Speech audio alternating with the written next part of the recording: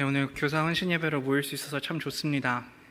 길고 긴 전념과 단절의 시간을 지나서 아이들과 눈 맞추고 손 맞댈 수 있는 예배가 다시 시작되고, 또 우리 선생님들이 교사라는 이름으로 마음을 새롭게 하는 시간을 가질 수 있다는 것이 참 감격스럽기도 합니다.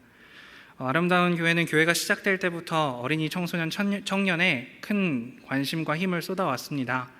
이 전례 없는 멈춤 뒤에서 우리는 어떤 마음가짐으로 아이들을 맞이해야 할지, 이 위기와 트라우마의 시대에 우리는 아이들에게 어떤 버팀돌이 되어줄 수 있는 것일지 오늘 함께 나눌 수 있었으면 합니다.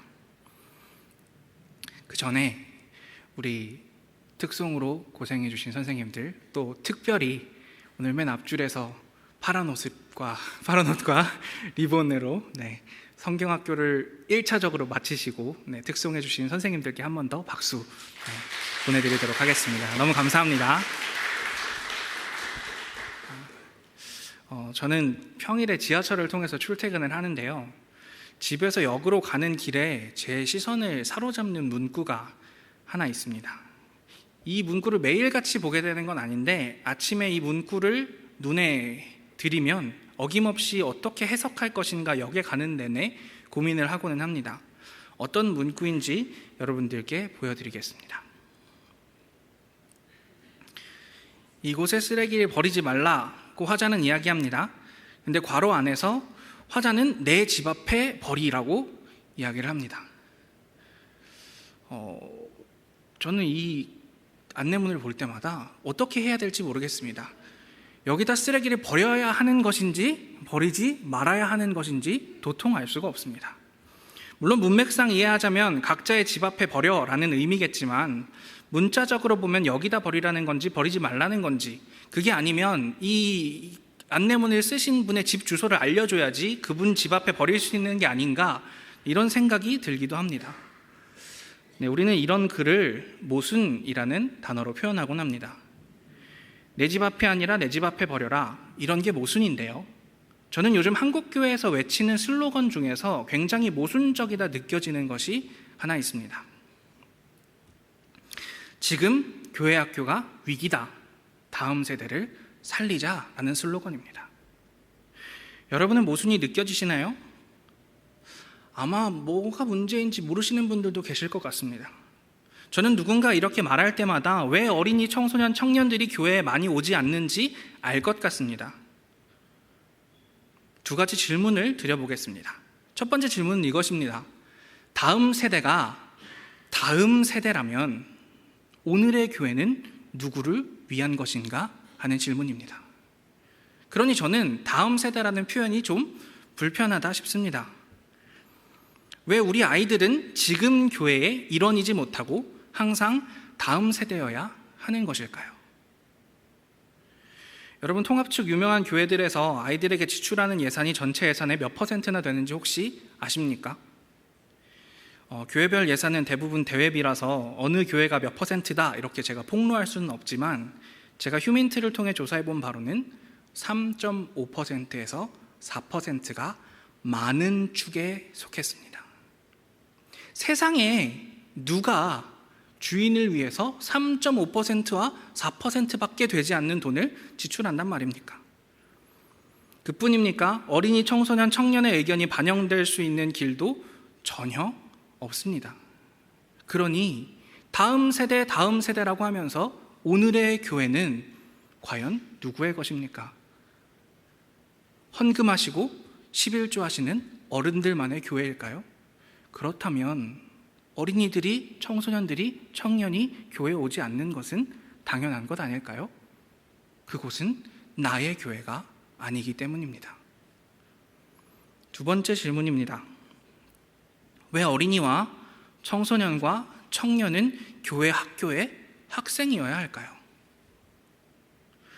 단순히 조금 웃기자고 얘기를 해보면, 월요일부터 금요일까지 심지어는 쉬는 날에도 학원에 가서 학생인 친구들이 왜 주일에도 교회에서 학생이어야 할까요?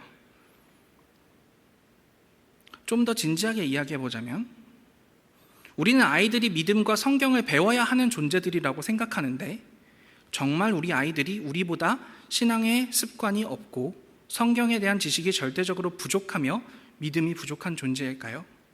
그래서 이 아이들은 성도가 아니라, 교회의 성도가 아니라 교회 학교의 학생이어야 하는 것일까요? 너희들은 더 배우고 와. 그때서야 너희는 교회의 교인이 될 수 있어. 이렇게 이야기할 수밖에 없는 존재들일까요?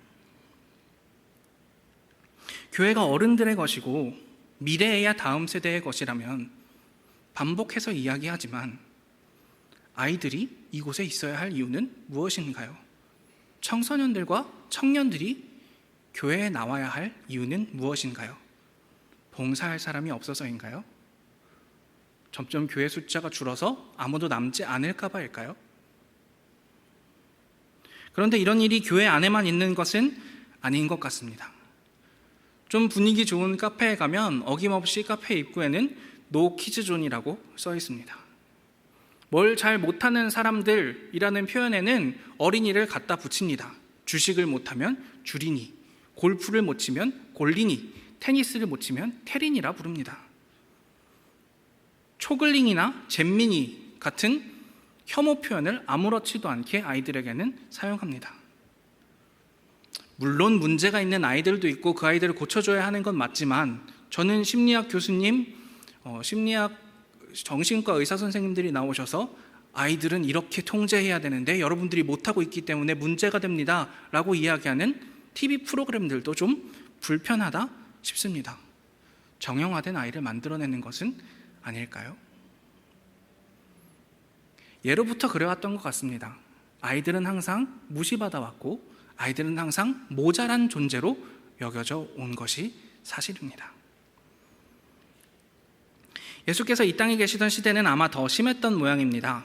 예수께서는 오늘 이렇게 말씀하십니다. 누구든지 내 이름으로 이런 어린아이 하나를 영접하면 곧 나를 영접함이요 누구든지 나를 영접하면 나를 영접함이 아니요 나를 보내신 이를 영접함이니라.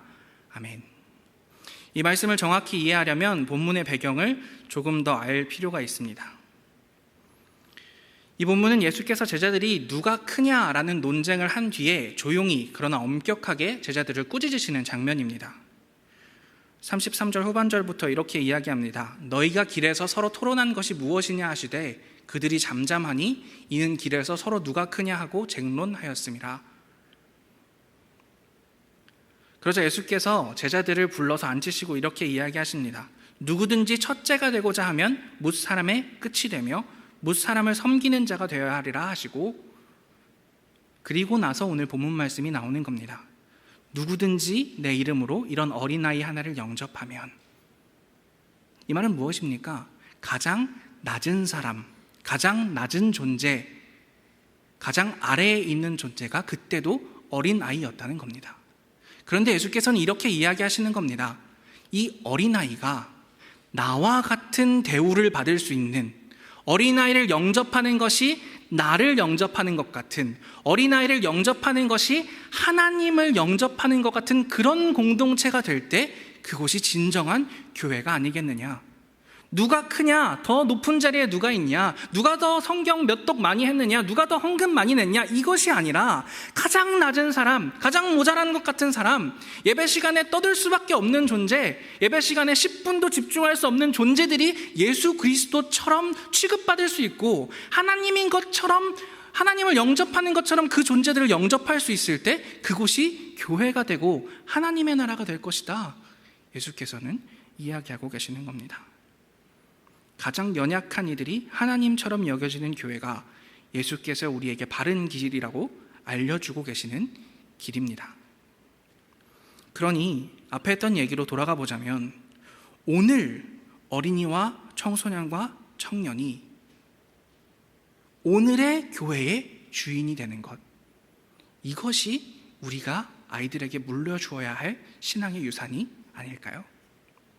더 나아가서 어린이와 청소년들과 청년의 목소리에 귀 기울이는 교회, 이런 교회가 우리가 만들어 가야 할 교회가 아닐까요? 그렇다면 질문 드리겠습니다. 어떻게 하면 그런 교회가 될 수 있을까요? 이 질문에 답하기 전에 한 가지 더 질문을 드리고 싶습니다. 아니 목사님 다 좋은데 오늘 어린이 주일도 아니고 가정 주일도 아니고 청소년 헌신 예배나 청년 헌신 예배도 아니고 교사 헌신 예배인데 왜 이런 이야기를 하십니까? 라는 질문이 혹시 드셨을지 모르겠습니다. 그런데 제가 교사 헌신 예배에서 이런 이야기를 할 수밖에 없는 이유는 저는 이 답이 선생님들께만 있다고 믿기 때문입니다. 여러분, 오늘부터 갑자기 아름다운 교회의 주인은 어린이와 청소년들과 청년들입니다.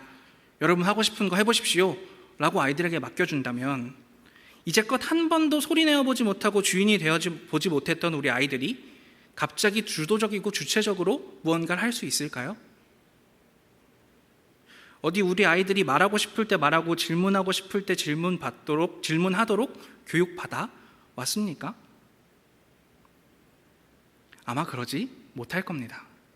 하지만 그 아이들이 오늘 교회의 주인 되게 만들 수 있는 방법이 있다면 아이들의 목소리에 귀를 기울여서 그 아이들과 청소년들과 청년들의 목소리가 교회를 움직이도록 만들 수 있는 유일한 방법이 있다면 아이들이 큰 소리는 내지 못할지라도 눈빛으로 말하고 몸짓으로 말하게 될 때 그 옆자리에 앉은 선생님들이 그 눈빛 캐치해 주는 것, 그 몸짓 알아주는 것, 그리고 아이들이 용기 없어 말하지 못하거나 웅얼웅얼 거리는 것 옆에서 같이 말해줄 수 있는 것, 그거 해줄 수 있는 분들이 선생님들이시고 선생님들이 그 일을 해주실 때에만 오늘의 교회가 아이들의 교회가 될 수 있다고 믿습니다.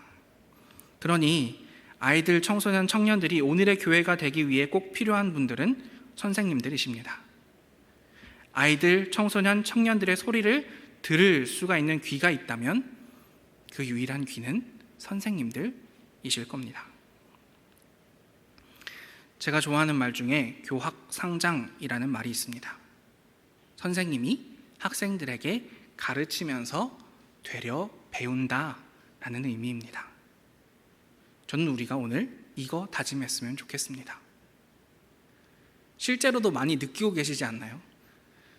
저는 어린아이면 어린아이일수록 더 설교하면서 아이들에게 많이 배우는 것 같습니다. 사실 청년들쯤 되면 이미 다 교회에 적응이 돼가지고 반항의 눈빛을 보내지 못합니다. 그런데 어린이부만 가도 그렇지 않습니다. 제가 뭐라고 얘기하면요, 아닌데요? 이럽니다. 유치부는 더합니다. 설교를 진행할 수가 없습니다. 그런데 거기서 저는 배웁니다. 제가 가지고 있던 정형화된 신앙만이 신앙이 아니라는 사실을 배우게 되는 것이죠. 저는 우리 아름다운 교회가 그랬으면 좋겠습니다.